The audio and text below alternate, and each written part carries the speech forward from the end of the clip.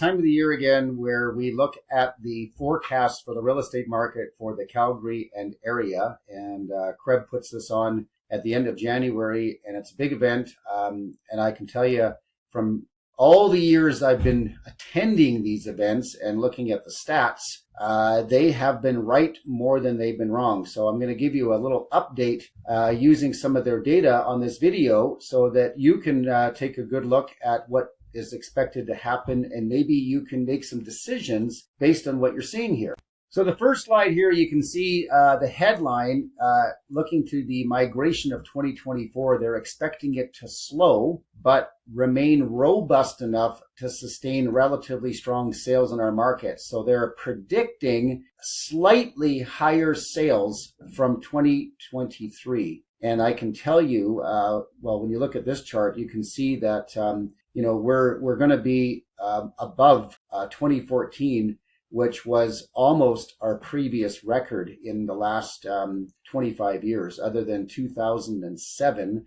We're hitting some pretty big numbers, but you can see 2022 was definitely a record. We've never had any higher sales than that in our MLS. So these are definitely above average numbers. So that's going to be a really strong market. And what's interesting about it is they're expecting it to happen despite of the fact that we have low inventory.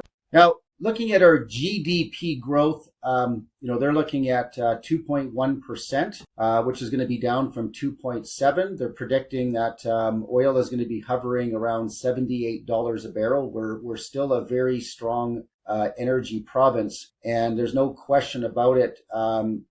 Energy prices definitely affect real estate in Calgary, especially. Not as much in Edmonton, but they definitely affect real estate in Calgary. So I think you got to have that on your radar. But that looks positive, and it certainly does look like oil prices will stay strong. But keep in mind, we have a lot of other industry now too that's going quite well. So we're definitely not as heavily weighted into the energy sector as we once were. So on this slide, obviously lending rates are going to affect anywhere, but they're certainly going to affect Alberta. And you can see the forecast is that we're going to see lending rates start to drop down all the way to 4% by the end of the year. Although interestingly enough, even just today, I was watching the news, and they're telling people don't count on this either. Like this is still a forecast, and my best advice if you're watching this video is, excuse the pun, but don't bank on the rates going down. It certainly looks like it will, but the interesting about it is because our inventory is so low in Calgary, I think what would happen is if we did reach 4% or even drop to 4.5, I think that it would even create even more demand. I think there's a lot of people that are sitting on the fence and they're just waiting for rates to get a little bit more attractive. But that also will increase demand. And if demand even goes up further than it already is, it certainly will raise the prices. And if you look at the mathematics on that, if you're paying a little more for the house, even though the rates dropped, if you look at the mathematics on there, it might be really similar. So I guess what I'm saying is if you're really thinking of purchasing a property, it still might be better to do it sooner than later. So our unemployment rate has been hovering, in that 6.1, 6.2%, which is actually it's still a little higher than it probably should be, which is to me is a little bit surprising. But it's certainly at that kind of unemployment rate with the amount of people we have moving here and the amount of people that are here already, it certainly is not affecting our prices in a negative way. So I don't think the unemployment rate is really going to be any risk in 2024, and they think the same thing. Now, this is the slide that everybody's talking about. It's a well-known fact that interprovincial migration is really strong for Alberta. Alberta is really the place to be. It's going to be the place to be for 2024. It certainly has been the place to be for the last 2 years. And these are their predictions. So you can see they're predicting that 12,000 people are going to come from BC.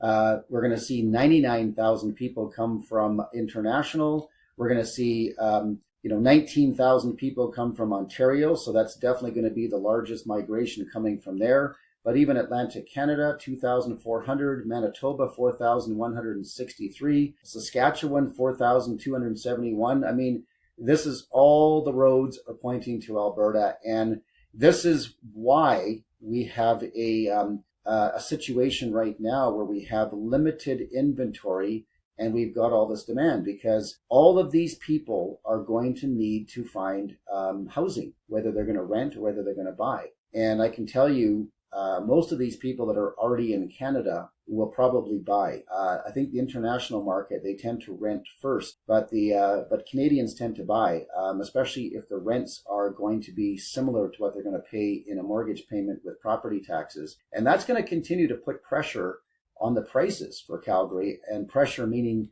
prices will continue to rise. So this slide is just taking a look at our housing supply, and you can see that our rental rates, they're expected to rise by 10.6%. So you can see rental rates tend to rise along with prices going up for the purchasing power. If our prices go up, rental rates go up. They just work hand in hand. That's just how it is, and that's why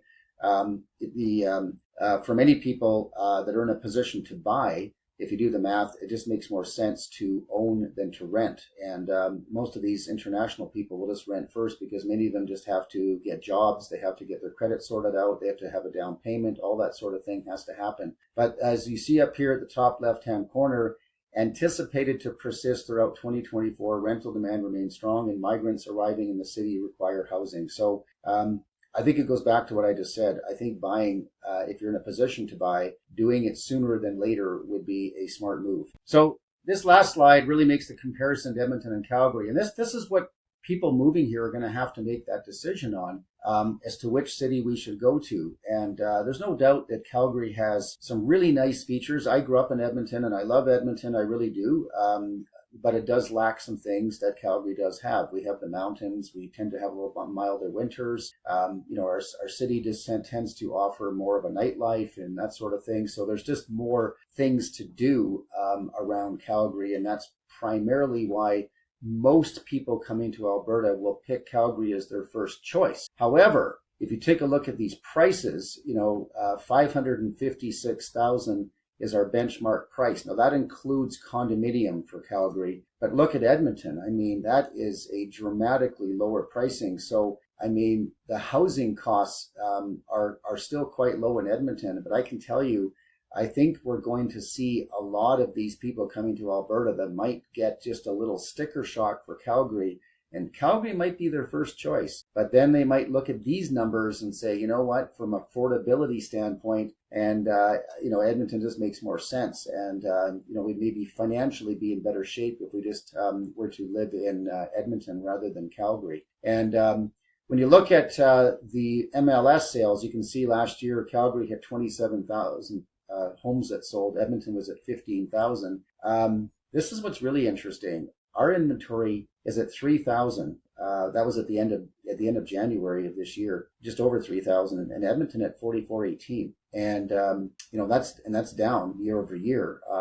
Obviously, we're down year over year in inventory as well, but we're also slightly down on sales. But that's still, if you look at that ratio, 27,000 sales, 3,000 listings, 15,000 sales, 4,000 listings. I mean, they don't have the same problem that we have in Calgary.